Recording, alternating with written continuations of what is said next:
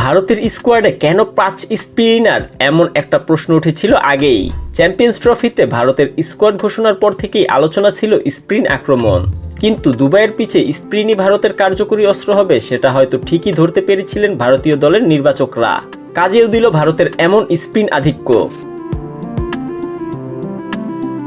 নিউজিল্যান্ডের বিপক্ষে ম্যাচে ভারতের স্পিন চতুষ্ট অক্ষয় বরুণ, কুলদীপ এবং জাদেজারা নিয়েছেন 9 উইকেট।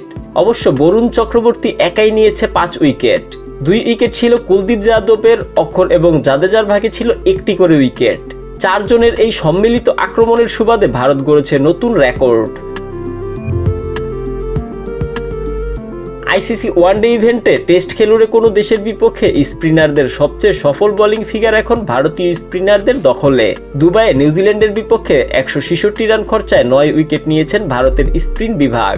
আর চ্যাম্পিয়ন্স ট্রফির ইতিহাসে স্পিন বিভাগে সেরা বোলিং ফিগারও এটিই। এর আগে আর কোনো দেশের স্পিনাররা এক ইনিংসে 9 উইকেট নিতে পারেননি। 2004 সালে চ্যাম্পিয়ন্স ট্রফিতে বার্মিংহামে কেনিয়ার বিপক্ষে 26 রান খরচায় 8 উইকেট নিয়েছিল পাকিস্তানের স্পিনাররা। চ্যাম্পিয়ন্স ট্রফিতে সেটি ছিল স্পিন বিভাগের সেরা পারফরম্যান্স। ভারতের গতকালের ম্যাচের পর সেটা নেমে গেছে 2-এ। 3-এ আছে বাংলাদেশের নাম। 2006 সালে জয়পুরে জিম্বাবুয়ের বিপক্ষে 7 ব্যাটারকে সাজঘরে ফিরিয়েছিলেন বাংলাদেশের স্পিনাররা।